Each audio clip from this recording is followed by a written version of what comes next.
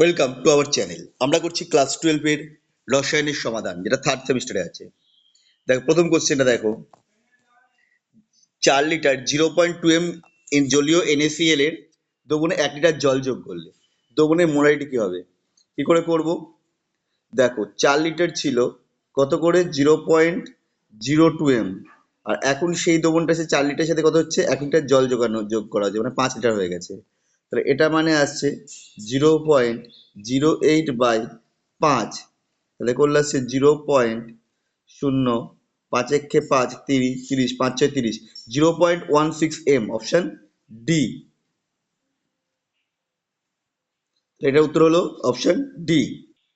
কি বলছে? হেনরির সূত্রের ধ্রুবক কেইজ এর মান কিছু গ্যাসের জন্য দেওয়া রয়েছে। গ্যাসগুলিকে তাদের দাব্যতা বৃদ্ধির ক্রম অনুসারে সাজাতে হবে। তাহলে যার কেইজ এর মান যত বেশি তার দাব্যতা তত কম।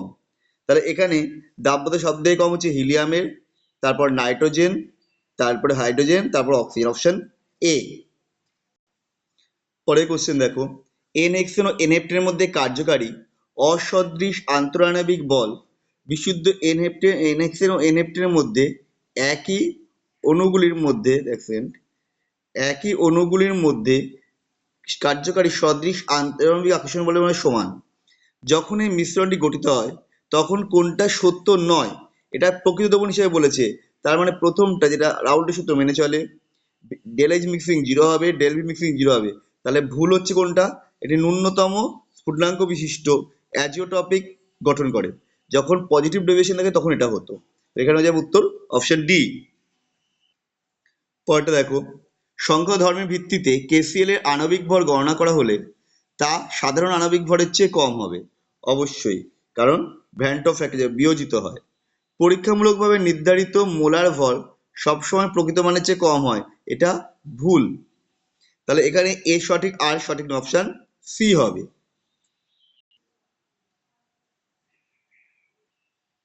কি বলেছে?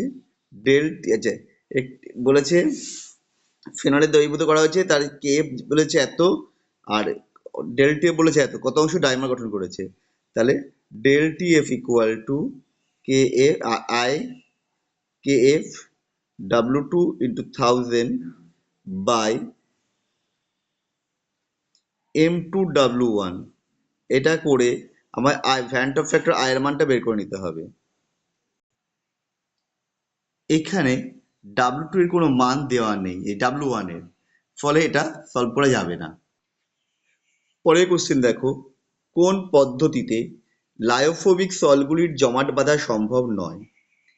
এখানে অপশন ডি হবে, কারণ সংরক্ষণ কলার যোগ করলে যাতে সংরক্ষিত হয়, অর্থাৎ কলারটা জমাট বাঁধে না। সিএমসি এর সক্রিয় পৃষ্ঠতলের অণুগুলি কি হয়? সিএমসিতে সক্রিয় পৃষ্ঠতলের অণুগুলির কি হয় না, এরা সংযোজিত হয়ে একটা বড় বৃহদাকার কলয়েড গঠন করে। পরেরটা বলেছে ঋণাত্মক আধানযুক্ত কলয়েড দ্রবণের জন্য তঞ্চন ক্ষমতা হ্রাসের ক্রম। আমরা জানি কি সুলজারি রুলস অনুসারে যার চার্জ যত বেশি তার তঞ্চন ক্ষমতা বেশি, এল এর সব থেকে বেশি এবং এন এ প্লাস সব থেকে কম। Option B. স্তম্ভগুলোর মধ্যে মিল করতে বলেছে। প্রথমটা বলেছে লাফিং গ্যাস। লাফিং গ্যাস হচ্ছে নাইট্রাস অক্সাইড N2O, NO কে বলা হয় লাফিং গ্যাস, N2O কে। HNO3 এর অ্যানহাইড্রাইড হচ্ছে নাইট্রোজেন পেন্টক্সাইড N2O5। PO3 এর অ্যানহাইড্রাইড হচ্ছে ফসফরাস পেন্টক্সাইড ডি। আর নাইট্রোজেনের অ্যাসিড হচ্ছে হাইড্রাইড অ্যাসিড হচ্ছে হাইড্রাজোয়িক অ্যাসিড। তার মানে BCDA, অপশন বি। তো সেটাই বলেছে কি এখান থেকে একটা বিক্রিয়া বলে দিয়েছে, এক্স ওয়াই আর জেডটাকে বের করতে হবে। এখানে দেখো এনোর সাথে NO2 মিলিয়ে যেটা তৈরি হয়ে যায় সেটা বর্ণহীন, এই বাদামি বর্ণের একটা গ্যাস তৈরি হয়। তারপরে যেটা তৈরি হচ্ছে, সরি, এক্সটা হচ্ছে বর্ণহীন, এটা বর্ণহীন। এখানে যেটা তৈরি হলো নাইট্রোজেন, এটা বাদামি এবং এটা প্যারাম্যাগনেটিক। আর তারপরে যেটা তৈরি হচ্ছে N2O5, এটাও আবার বর্ণহীন হয়ে যায় এবং এটা ডায়াম্যাগনেটিক হয়। অপশন এ হবে।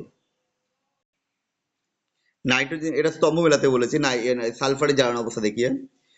H2SO3 তে সালফারের জারণ অবস্থা হচ্ছে +4, তাহলে এটা হবে এখানে। H2SO5 এর জারণ অবস্থা হবে +6 এবং এটা এক ক্ষারীয়, তাহলে এটা হয়ে যাচ্ছে অপশন সি। তাহলে প্রথমটা ডি, পরেরটা সি, সেই হিসাবে বোঝা যাচ্ছে এটা উত্তর হবে অপশন ডি। বাকিগুলোকে না দেখলেও চলবে, যদিও আমি বলে দিচ্ছি 3-এরটা হবে হচ্ছে বি এবং 4-এরটা হবে এ। পরের কোশ্চেনে দেখো, বাষ্পীয় দশায় সালফার প্যারামিড ধর্ম প্রদর্শন করে। কারণ বাষ্পীয় দশায় সালফার N2 হিসেবে থাকে। এখানে এ এবং আর দুটোই সঠিক এবং আর হলো এর সঠিক ব্যাখ্যা, তাই এটা যাবে অপশন এ। আমাদের ভিডিও তোমাদের কেমন লাগলো কমেন্ট করে জানিও। আবার দেখা হবে নেক্সট ভিডিওতে।